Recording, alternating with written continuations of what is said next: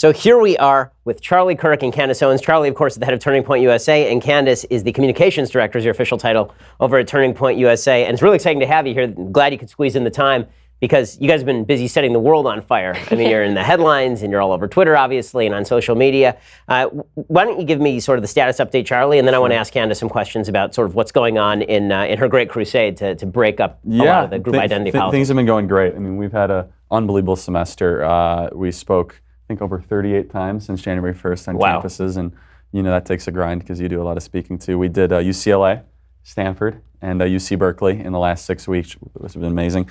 We have our Young Women's Leadership Summit coming up next week. You're speaking there, and yeah, we've just been kicking butt, taking names. We're expanding to more and more campuses, but we see a not so silent majority growing on college campuses, and the revolution is brewing. Yeah, how are you handling the additional sort of media attention? Because I saw there's a big New York Times piece on you, and they're not in love, but with laughter. Predictably. And but look, that's how you know you're making a difference, right? No one hunts small deer, as I always like to say.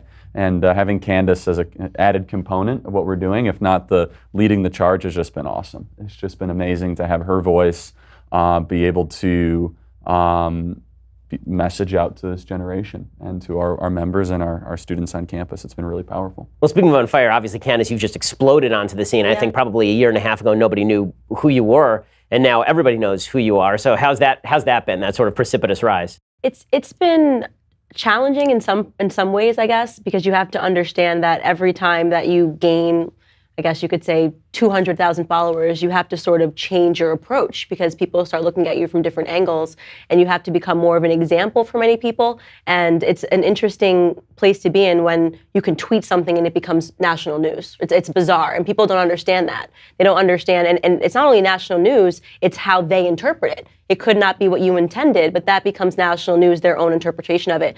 So it's been challenging, but it's also been tremendously exciting because we're seeing the difference in the comments. We're seeing that Black people are starting to debate one another, and they weren't doing that. They all had decided that they were Democrats, and that was it. They had to accept that because Republicans were racist, because you're a racist, because Charlie's a racist, well, right? Of course, I mean, that's it. They've accepted that. Yeah, so it's interesting to see them start to have a different discussion and to start to view me as someone who's a lot more thoughtful than they initially thought. They thought it was all for a paycheck, right?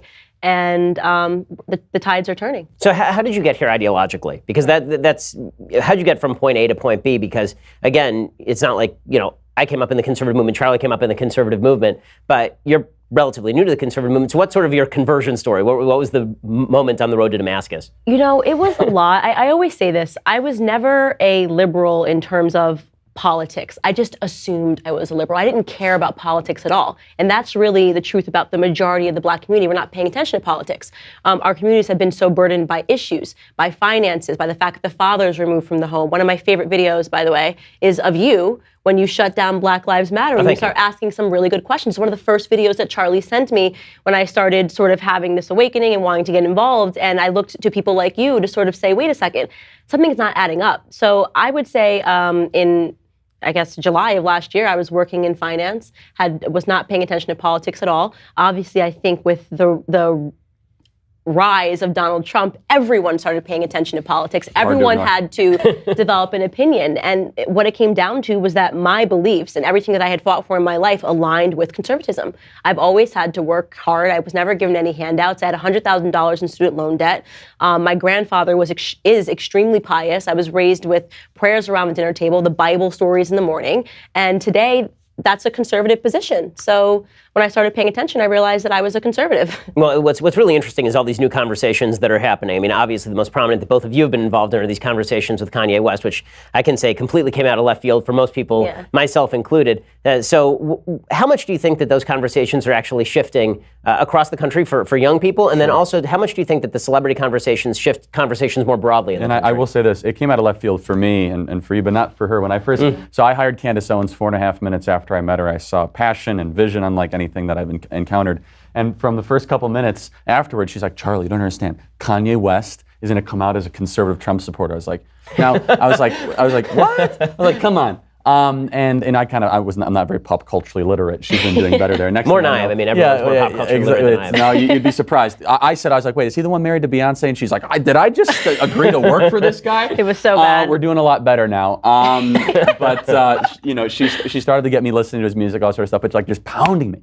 And she's like, this is going to happen. And so that's the first thing. But when this happened, and he said, I love the way Candace Owens thinks, that was one of his first public statements in a long time. And she's since kind of has formed friendship and relationship there. But I think you saw Chance the Rapper come out, and he had to then denounce what he said, not all black people have to be Democrats. But I love this, and Candace pointed out so accurately on Twitter, Kanye didn't apologize for his vocalization of support, and now his music's doing better than ever. Doing better than Eminem, who went after him and tried to make a whole career out of it. So I understood, obviously, coming from within a black home, which you can understand the stats, and it's important that you do. I think what you do is so important when you hit the stage and you ask these questions, when you talk about the single motherhood rate. But in order to understand how we got brainwashed, how did I'm always been a very smart girl. I've always placed well in school and on tests. How did I start to believe that all Republicans were racist? So I had to sort of say, when did this seep into my mind? And the truth is that it's systematic. There are 3 verticals that they're able to attack. If you say it's attack, I think it's an attack, the way that black people think. The first is family. It's the breakdown of the family, which you've spoken about, right? The single motherhood rate. And when you remove the father from the home, the black youth then begins to idolize culture. This vertical is so important. When you understand that instead of listening to mom and dad, because dad's not in the home, they're listening to Jay-Z and Kanye West and Beyonce to tell them what's right and what's wrong. This is why Hillary Clinton throws a Jay-Z and a Beyonce concert and doesn't actually go into the black communities and speak to them about their issues, because she knows that if she can get Beyonce to wear an I'm with her shirt, then the black community will support it. Do I agree with that? No, but that's what's happening. So that vertical has to be attacked. The third, of course, is education. We learn our history wrong. We actually are learning in school that the Republican and Democratic Party switched. The Southern strategy is taught in school. I didn't really know how to attack that vertical, but Charlie was already doing it. So I understood the first 2 and Charlie understood the third, and it was sort of like a perfect partnership. And that was what we really wanted to go after. Well, what you guys obviously are doing is making a big difference. I mean, we see all the videos online of you talking to people who never would have considered conservatism before, and suddenly they're looking at it for a second time and starting all these conversations. And really good luck to everything you're doing. I mean, I know that you guys are running from place to place. You have an incredibly busy schedule over the next few weeks particularly, and I hope that you continue to do so much of the good work that you've been doing. Obviously, I've been a big advocate for Turning Point for a long time, and you guys are doing great work out there, so really appreciate it. So thanks for stopping by. Really appreciate it. Thank you. This is awesome. Thanks.